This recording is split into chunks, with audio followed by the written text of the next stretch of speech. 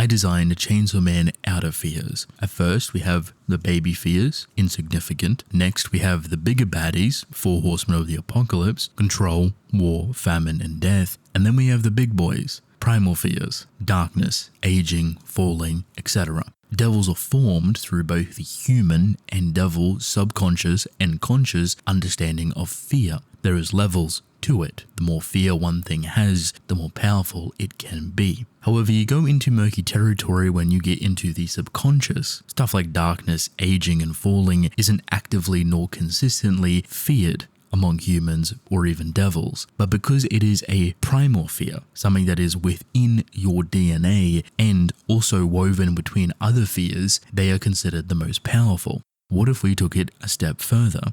Out of fears would be the things that both horsemen and primals fear inherently, whether it be consciously or subconsciously. Humans could also share the same fear to it, but not on a conscious scale, unless they were to experience it firsthand.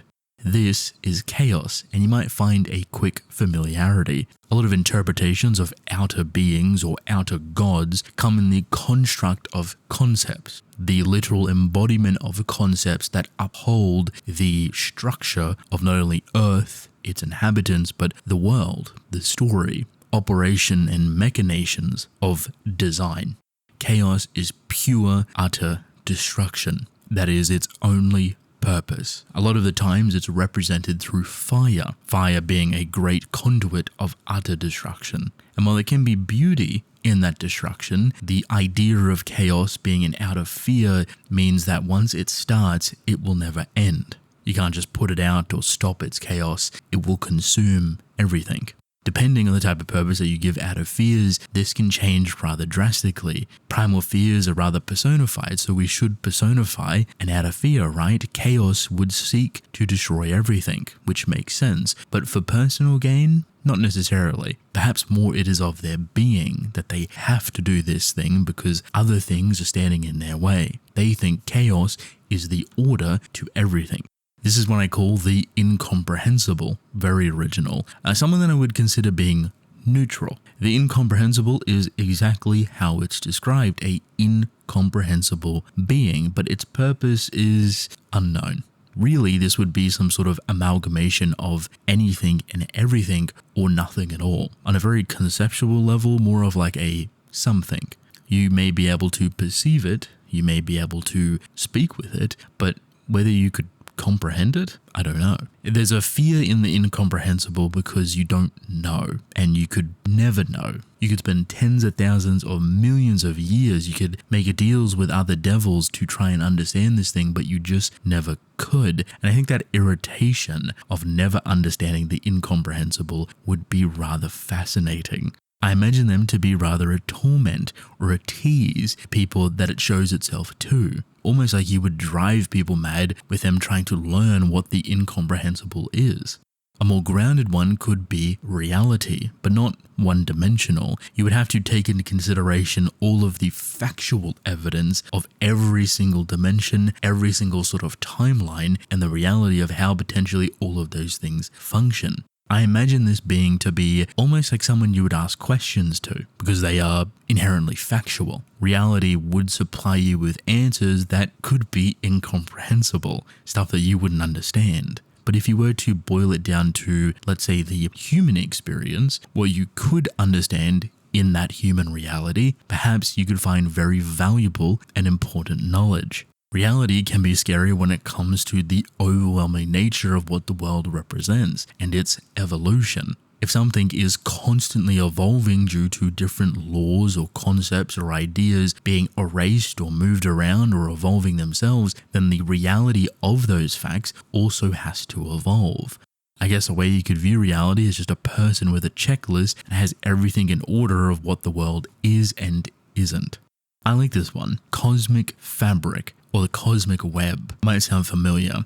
The idea behind the cosmic fabric would be a being that pretty much has the ability to touch anything and everyone at any point in time. So the cosmic fabric, in a literal sense, how we know it, is the literal fabric of the universe. If you were to form that into a being, you yourself, your skin, your cells, your ideas even, would be considered a part of that cosmic fabric. It's all woven within there. So cosmic fabric as a being is also kind of neutral in a way that it probably wouldn't really exist, but more like anything and everyone is a part of the cosmic fabric web, including devils, perhaps primal fears, but not necessarily outer fears, depending on how technically you would want to get. You could also take that even further with how the cosmic fabric stretches into perhaps other dimensions, other timelines, and because it is a constant thing, it is not only within the present, but the future and the past at the exact same time. It sounds complicated, but I should mention that time is not a thing for conceptual beings or outer fears. Now, the ones I've talked about feel grand, out there, stuff you'd see in Dark Souls and Elden Ring, right? Lord of the Frenzied Flame type beat. Why don't we take it down to more of a human level? The first one that jumped in my head was the soul, a literal manifestation of life itself beyond comprehension. We all know what having a soul means. We all know what putting soul into something is. But having a true understanding of it, I think, would be very fascinating for a being when it comes to how it is given out to others. It could be very beautiful in design, because if each person has a soul and you connect with another person and their soul, and those souls perhaps have a match with each other, your souls might become one, and those two souls can transfer into a child. That soul is a combination of both yours and another soul being born. You could also put your soul into anything that has meaning for you. Writing, music, artwork, any sort of expression that you want to give your soul, which thus gives it power, which thus perhaps brings it to life. But it does also beg the question, what happens if you die? Where does your soul go? Does it disappear? Does it get sucked up into the cosmic fabric of the world? Is it destroyed by chaos? Well, that's where this one comes in, after death. This would be the answer to soul's death. What happens to the human soul when you pass away? After death, being different to ego death and death itself, would be the opposite to soul. After death isn't inherently bad by any means, but more of like, again, a conceptual understanding of what happens after you die. A state of being. Where does your soul go?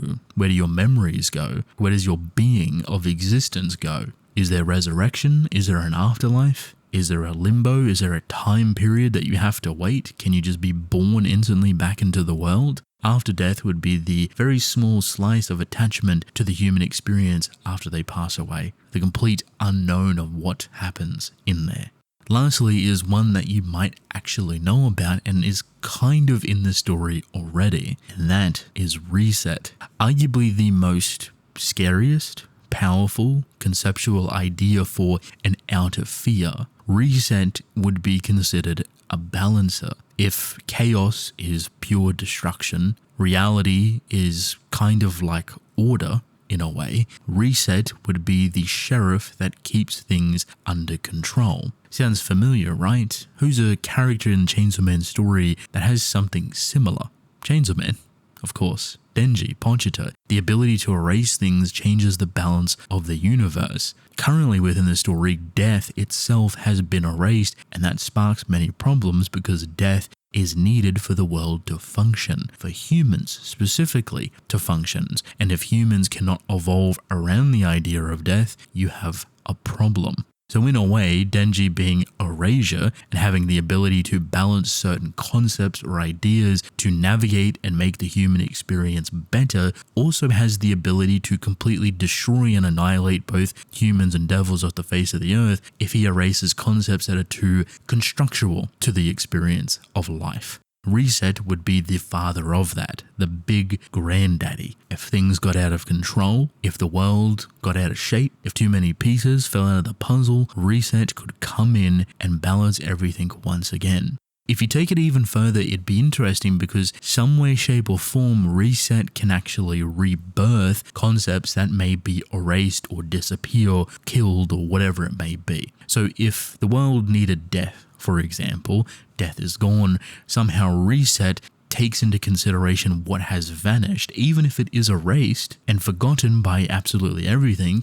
and is able to bring that forgotten thing back into existence.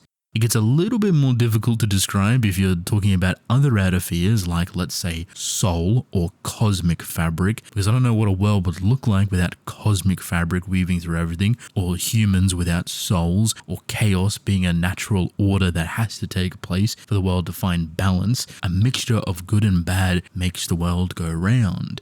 But as long as they're balanced, it's okay. If they teeter to one side or the other, things get a bit out of control. That's why you need a neutral party that can reset everything and rebalance the world itself. A big thank you to these special Patreon members for supporting me. Leave a like and subscribe, I'd appreciate it, and I'll see y'all later. Mwah.